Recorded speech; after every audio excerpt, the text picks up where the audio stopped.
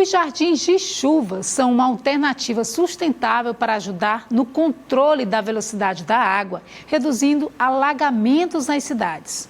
O primeiro deles vai ser instalado no bairro Nova Brasília, na zona norte de Teresina. À primeira vista, nem dá para perceber que embaixo de toda essa vegetação existe uma lagoa. A cobertura de aguapés evidencia a poluição da água. As obras no entorno da Lagoa do Mazeirinho devem oferecer à comunidade do bairro Nova Brasília um ambiente de convivência, de lazer, de atividades esportivas. É aqui também, nesse espaço de aproximadamente 5 metros de comprimento, que será instalado o primeiro jardim de chuva de Teresina, uma alternativa para reduzir os alagamentos na rua ao lado. A principal função dele, entre outras, é reter aquela água da chuva que passa pelas ruas e alaga elas. Então, quando eu construo jardins de chuva, eu estou retendo a velocidade, o escoamento dessa água e eu permito ali que aquela água passe com mais tranquilidade, sem alagar a nossa cidade. Alguns aspectos a gente tem que levar em consideração na hora de fazer um jardim desse. O primeiro deles é a localização, então ele vai sempre ficar nas zonas mais baixas, onde eu vou ter o escoamento por gravidade, e o outro é a composição, que é muito simples. Então ele é basicamente 3 camadas, sendo uma camada embaixo, que seria feita de brita ou algum material maior para poder reter essa água, uma camada filtrante de areia e por fim uma camada de substrato, que nada mais é do que o próprio solo para poder ter as plantas. E as plantas, elas inclusive ajudam a reter os poluentes dessa água. O tipo de planta influencia, né? Aqui no nosso jardim protótipo, a gente vai ter 5 grupos diferentes, com vários tipos de plantas.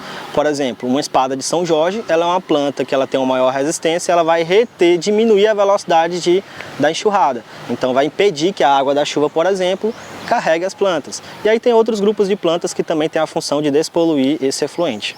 O jardim de chuva, ele tem, entre outras funções, reter esse poluente, diminuir a carga orgânica e aí jogar um efluente de maior qualidade nas lagoas. Isso porque as plantas fazem esse processo? A planta faz esse próprio processo, né? O investimento é alto, Renan? Se a gente fosse construir um reservatório de concreto, o custo seria, por exemplo, 3, 4 vezes maior do que fazer um jardim desse. Na minha casa, teria como fazer um jardim de chuva? Todos nós podemos fazer isso na nossa casa. Então, a gente precisaria de quê? A gente precisaria de um espaço, fazer um mini reservatório que pode ser feito com brita, ou com seixo, ou com algum material granular, e aí você colocar as plantas por cima. A gente deve reter o máximo possível de água dentro dos nossos lotes para evitar que essa água chegue na rua com uma velocidade muito grande. Tem um espaço mínimo, por exemplo, dentro de uma residência, quanto que já daria para construir? A única preocupação que a gente tem que ter é em manter uma profundidade mínima. Então você tem que ter ali pelo menos uns 30, 40 centímetros de brita ou seixo para que você consiga reter essa água. E aí depois uma camada ali mínima para você ter um substrato para a vegetação também. A resolutividade dos jardins de chuva é alvo de estudos no Centro de Eficiência em Sustentabilidade Urbana da Universidade Federal do Piauí. Ele funciona em lugares que tem uma lâmina de água com uma determinada quantidade de retenção de água.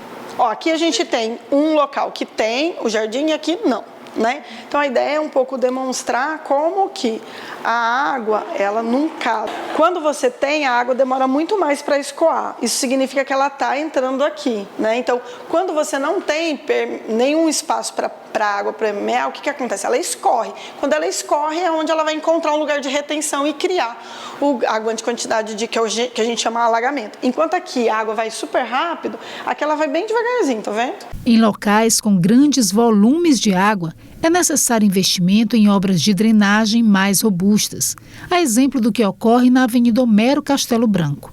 Mas para Bárbara Jorras, a multiplicação dos jardins poderia ajudar a reduzir o impacto. Os estudos topográficos já mostram que aquele local onde tem, historicamente, um volume de água muito grande, ele é alimentado por uma água que vem desde o satélite, né, do bairro satélite, pela topografia da cidade. Então, se nós tivéssemos jardins como esse, ao longo ali do bairro do satélite, nas avenidas, você diminuiria a quantidade de água que chegaria até ali onde fica o Homero Castelo Branco, aquele volume muito grande. Mas ele não resolve volumes como aquele. Com esse tipo de jardim que a gente chama de jardim de chuva, né, você garante também, pensa no futuro, na medida em que a cidade cresce, torna ainda mais impermeável, né? E aí você poderia ter, por exemplo, inclusive do ponto de vista da gestão municipal, incentivos no IPTU, de alguma maneira, para casas ou empreendimentos comerciais que garantissem um espaço de permeabilidade como esse, tendo um jardim de chuva, né?